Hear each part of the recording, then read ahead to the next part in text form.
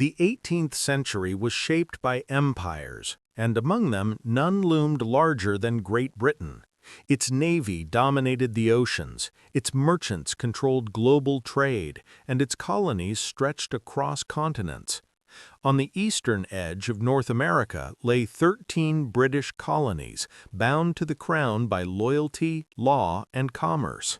For generations, these colonies had prospered under British protection, growing in population, wealth, and confidence. Yet beneath the surface of stability, the relationship between England and America was quietly unraveling. What began as disputes over authority and rights would ignite into a war that reshaped history and gave birth to a new nation. For much of their early existence, the American colonies were allowed a high degree of self-governance. Britain practiced what historians later called salutary neglect, focusing more on trade than direct control. Colonial assemblies managed local affairs, enforced laws, and collected taxes. Colonists still considered themselves British subjects, proud of their connection to the empire. However, this balance would not last. The turning point came after the French and Indian War, a massive conflict fought between 1754 and 1763 that pitted Britain against France for control of North America. Britain emerged victorious from the war, but the cost was staggering. The empire was burdened with enormous debt, and British leaders believed the American colonies should help pay for their own defense. Parliament began passing new laws to increase revenue from the colonies. The Stamp Act of 1765 required colonists to pay taxes on printed materials, such as newspapers, legal documents, and licenses. For the first time, Britain imposed direct internal taxes on the colonies, and the reaction was explosive. Colonists did not object to taxes alone, they objected to the principle behind them. They had no representatives in Parliament, and yet Parliament claimed the right to tax them. The phrase, "no taxation without representation," spread from city streets to colonial assemblies. Protests erupted, tax collectors were harassed, and British goods were boycotted.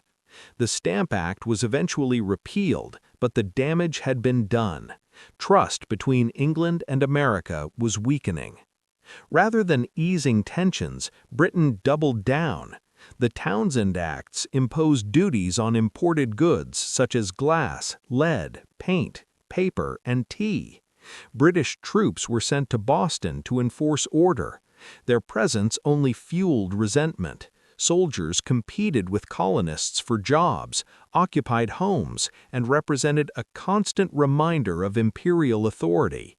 The situation became increasingly volatile, and in March 1770 it exploded into violence. On a cold night in Boston, a confrontation between British soldiers and colonists escalated out of control. Shots were fired, and 5 colonists were killed. The event became known as the Boston Massacre. Though small in scale, it was massive in impact. Patriot leaders used the incident as propaganda, portraying British troops as ruthless oppressors. Images and pamphlets spread across the colonies, hardening attitudes against British rule. Tensions briefly cooled, but in 1773, Parliament passed the Tea Act, granting the British East India Company a monopoly on tea sales in the colonies. Though the tea was cheaper, colonists viewed the act as a trick to make them accept Parliament's right to tax them. In response, a group of colonists disguised as Native Americans boarded ships in Boston Harbor and dumped hundreds of chests of tea into the water. This act of defiance became known as the Boston Tea Party. Britain's response was swift and unforgiving. Parliament passed the Coercive Acts, which the colonists called the Intolerable Acts. Boston's port was closed, Massachusetts' government was placed under direct British control, and colonists were forced to house British soldiers. Rather than isolating Massachusetts, these acts united the colonies. What Britain intended as punishment became a rallying cry for resistance. In 1774, representatives from 12 of the 13 colonies gathered in Philadelphia for the First Continental Congress. They were not yet calling for independence. Instead, they sought reconciliation, demanding the restoration of their rights as British subjects.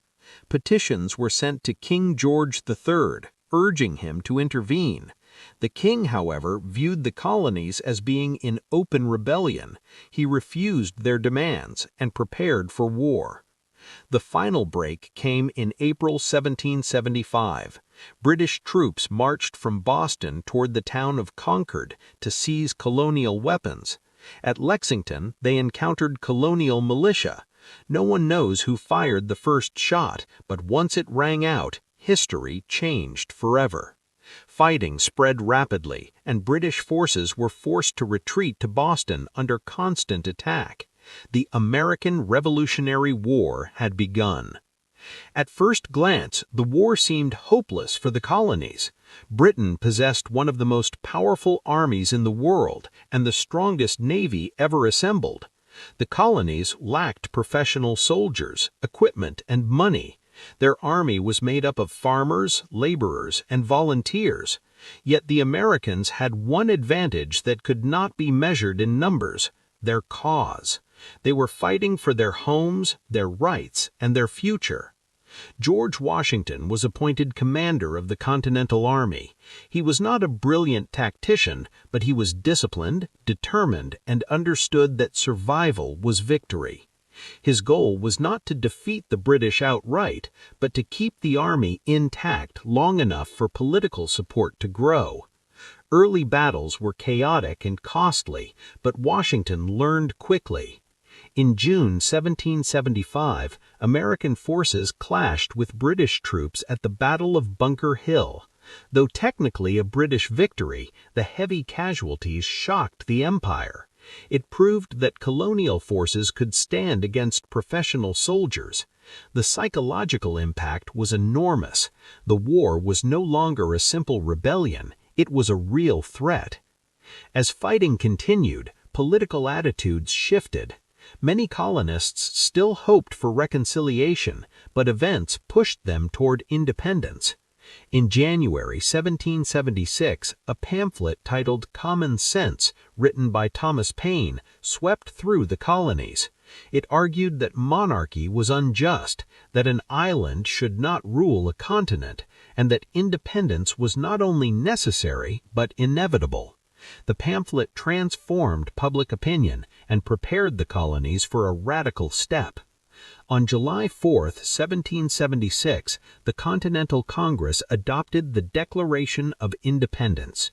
Drafted primarily by Thomas Jefferson, the document declared that all men were created equal and endowed with natural rights, including life, liberty, and the pursuit of happiness. It accused King George III of tyranny and formally severed ties with Britain. From that moment forward, America was no longer fighting for reform, it was fighting for existence. The Declaration changed the nature of the war. Britain now sought not just to restore order, but to crush a new nation. British forces captured New York, driving Washington's army into retreat. The situation looked grim. Disease, desertion, and shortages plagued the Continental Army. Morale collapsed, and many believed the revolution would fail. Yet in the darkest moment, Washington struck back. On Christmas night in 1776, he led his army across the icy Delaware River and launched a surprise attack on British-hired Hessian troops at Trenton. The victory was small, but its impact was immense. It revived hope and proved that the revolution was still alive. The victories at Trenton and Princeton transformed the psychology of the war. Though small in scale, they demonstrated that British forces were not invincible and that disciplined leadership could overcome superior numbers. Washington withdrew into winter quarters, preserving his army and buying time. This strategy of survival would define much of the American war effort. Rather than seeking decisive battles, Washington aimed to exhaust the British, stretch their supply lines, and keep the revolutionary cause alive long enough to gain international support. In 1777, British leaders devised a plan to split the colonies in two by seizing control of the Hudson River Valley. The strategy relied on multiple British forces converging on Albany from different directions. One army, led by General John Burgoyne, marched south from Canada, expecting support from other British units. But the plan unraveled due to poor coordination, difficult terrain, and fierce American resistance. Burgoyne's army became trapped deep in hostile territory. American forces, led by Generals Horatio Gates and Benedict Arnold, surrounded Burgoyne near Saratoga, New York.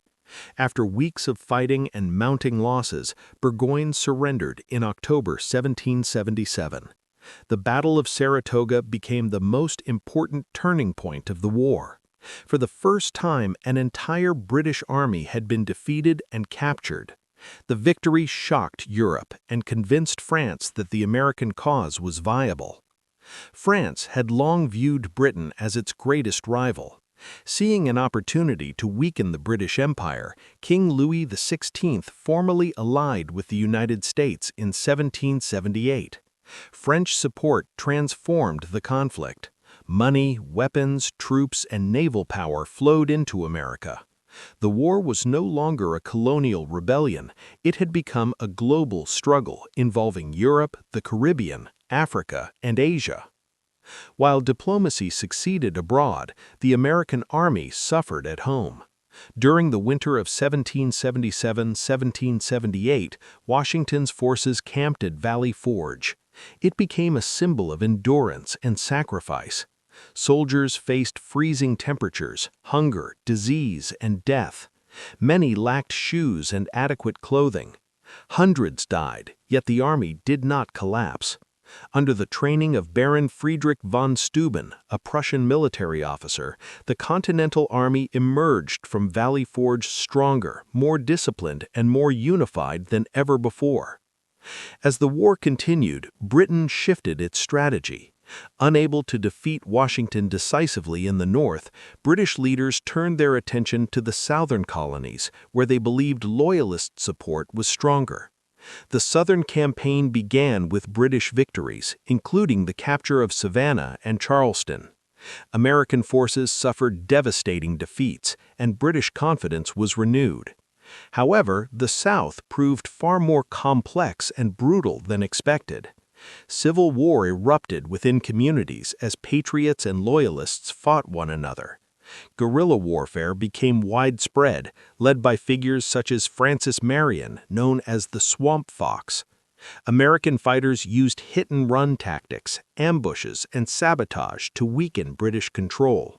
The countryside became hostile territory for British troops, draining their strength and morale. Leadership once again played a decisive role. American General Horatio Greene adopted a strategy of retreat and attrition, avoiding direct confrontation while forcing British General Cornwallis to chase him across vast distances. Though Greene lost several battles, each engagement weakened British forces. The British Army grew exhausted, isolated, and vulnerable. Meanwhile, the war at sea intensified.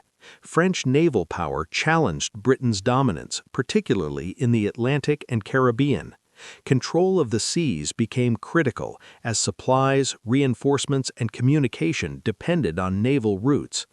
The balance of power slowly shifted as Britain struggled to fight a global war against multiple enemies. By 1781, Cornwallis moved his army to the town of Yorktown, Virginia, believing it could be resupplied and evacuated by the British Navy if necessary. This decision would prove disastrous. Washington, coordinating with French General Rochambeau, saw an opportunity to deliver a decisive blow. French naval forces under Admiral de Grasse blocked British ships from entering Chesapeake Bay.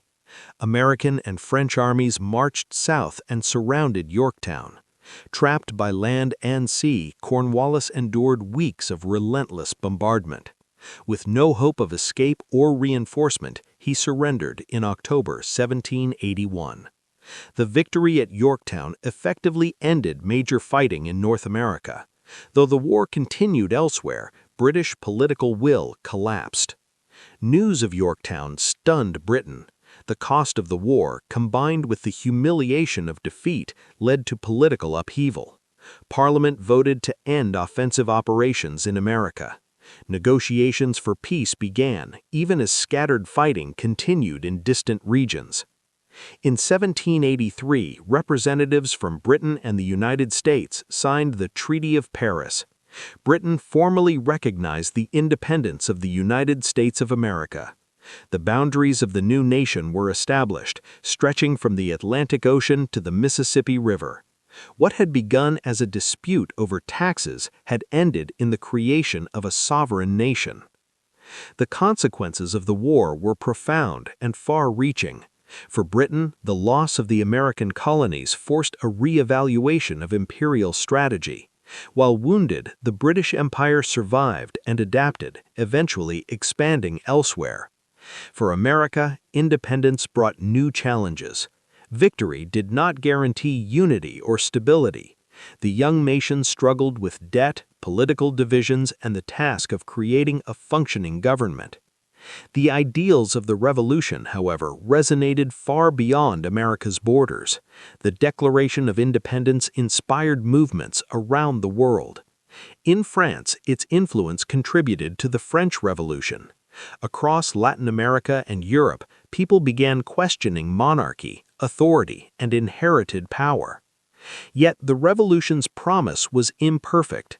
Slavery remained entrenched, Native American nations faced displacement, and women were largely excluded from political rights. The war had created a nation, but it had not resolved all contradictions within it. The struggle for liberty would continue long after the fighting ended. Still, the war between England and America marked a turning point in human history. It proved that an empire could be challenged, that ordinary people could shape their destiny, and that ideas could be as powerful as armies. Against overwhelming world,